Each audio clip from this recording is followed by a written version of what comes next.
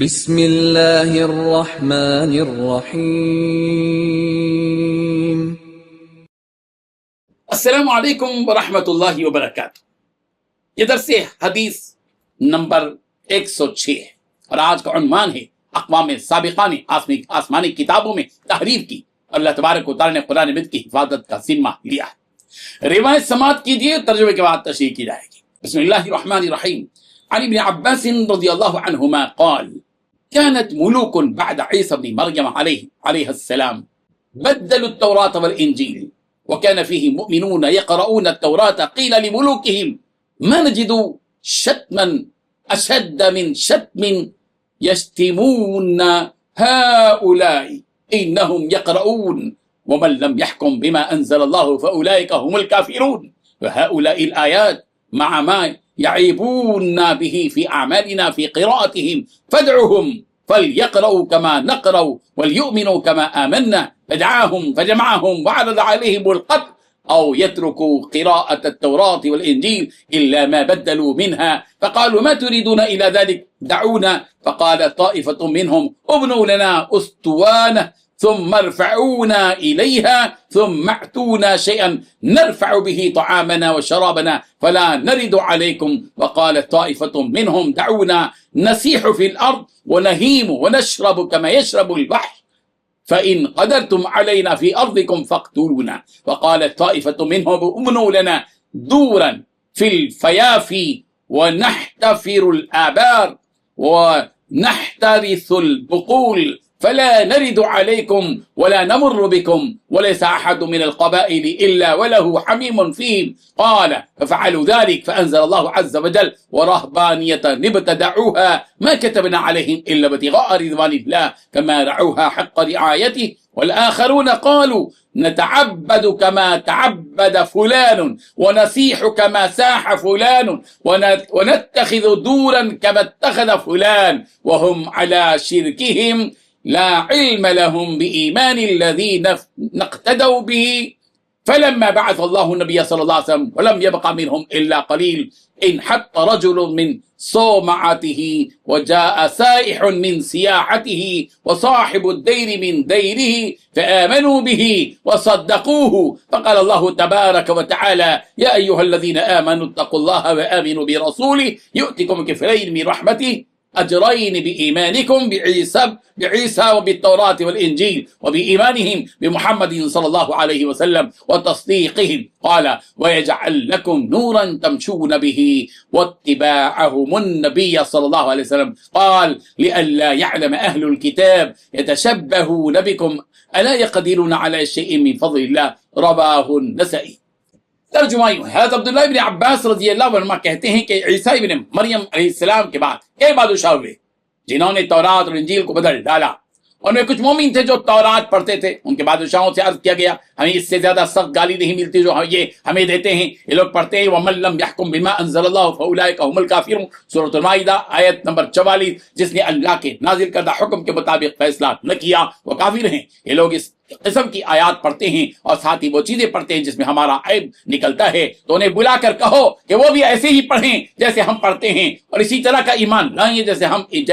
ہم ایمان لائے ہیں۔ چنانچہ اس بادشاہ نے انہیں بلایا اور اکٹھا کیا اور کہا قتل منظور کرو یا پھر تورات اور انجیل کو پڑھنا چھوڑ دو، البتہ وہ پڑھو جو بدل دیا گیا ہے۔ وہ بولے تمہارا اس سے کیا مقصد ہے، ہمیں چھوڑ دو۔ ان میں سے کچھ لوگوں نے کہا ہمارے لیے ایک مینار بنا دو اور ہمیں اس پر چڑھا دو، پھر ہمیں کھانے پینے کی کچھ چیزیں دے دو تو ہم تمہارے پاس کبھی لوٹ کر نہ آئیں گے۔ ان میں سے کچھ لوگوں نے کہا ہمیں چھوڑ دو، ہم زمین میں گھومیں اور بھٹکتے پھریں اور جنگلی جانوروں کی طرح پیے،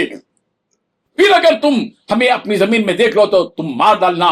ان میں سے بعض لوگوں نے کہا ہمارے لیے صحرا و بیابان میں گھر بنا دو، ہم خود کنویں کھود لیں گے اور سبزیاں بولیں گے، پھر پلٹ کر تمہارے پاس نہ آئیں گے اور نہ تمہارے پاس سے گزریں گے۔ اور کوئی قبیلہ ایسا نہ تھا جس کا دوست یا رشتہ دار اس میں نہ ہو، چنانچہ انہوں نے ایسا ہی کیا تو اللہ تبارک و تعالی نے آیت نازل فرمائی وَرَهْبَانِيَّةً ابْتَدَعُوهَا مَا كَتَبْنَا عَلَيْهِمْ إِلَّا ابْتِغَاءَ رِضْوَانِ اللَّهِ فَمَا رَعَوْهَا حَقَّ رِعَایَتِهَا، سورۃ الحدید آیت نمبر 27۔ اور جو درویشی انہوں نے خود نکالی تھی ہم نے انہیں اس کا حکم نہیں دیا تھا سوائے اللہ کی رضا جوئی کے، پھر انہوں نے اس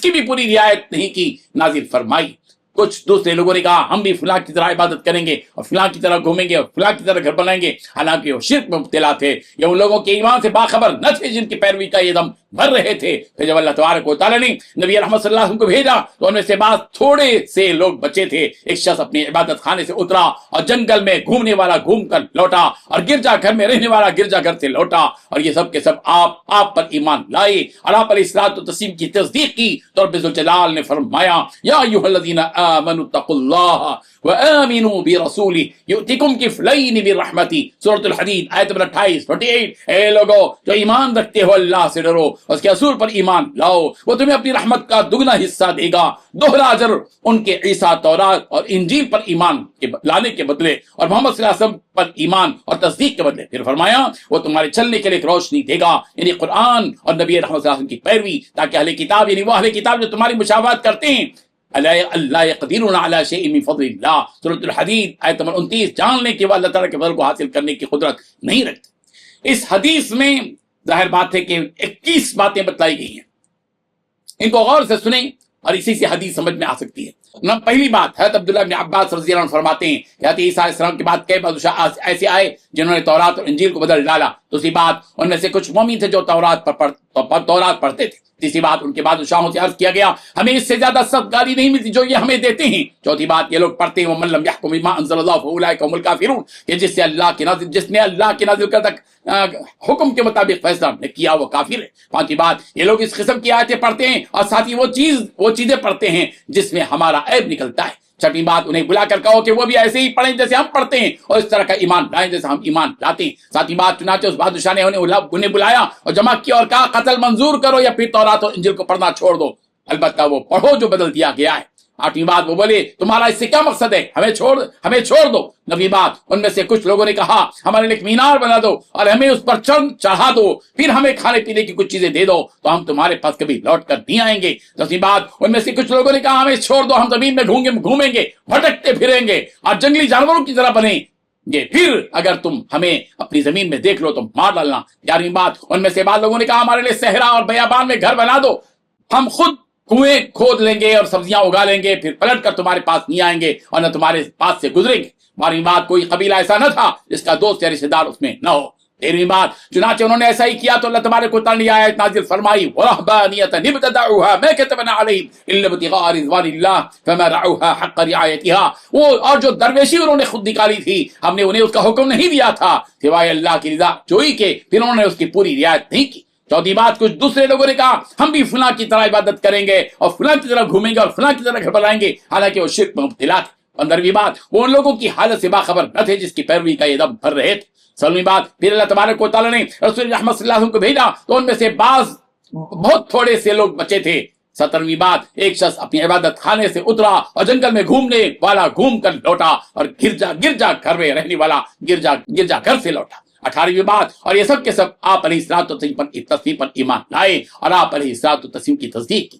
19ویں بات، اللہ تعالیٰ نے فرمایا یا ایھا الذین آمنوا اتقوا اللہ وآمنوا برسولہ یؤتکم کفلین من رحمتہ ویجعل لکم نورا تمشون بہ ویغفر لکم واللہ غفور رحیم لئلا یعلم اہل الکتاب الا یقدرون علی شیء من فضل اللہ وان الفضل بید اللہ یؤتیہ من یشاء واللہ ذو الفضل العظیم، کہ اے لوگو جو ایمان لائے ہو اللہ سے ڈرو، اس کے رسول پر ایمان لاؤ، وہ تمہیں اپنی رحمت سے دوہرا حصہ دے گا اور تمہارے لیے ایسی روشنی کرے گا جس کے ذریعے تم چلتے رہو گے اور تمہیں بخش دے گا، اور اللہ بے حد بخشنے والا نہایت رحم کرنے والا ہے، تاکہ کتاب والے یہ نہ جانے کہ وہ اللہ کے فضل میں سے کچھ بھی حاصل نہیں کر سکے، اور جان لے کہ فضل اللہ کے ہاتھ میں ہے، وہ اس کو دیتا ہے جسے چاہتا ہے، اور اللہ بہت بڑے فضل والا ہے۔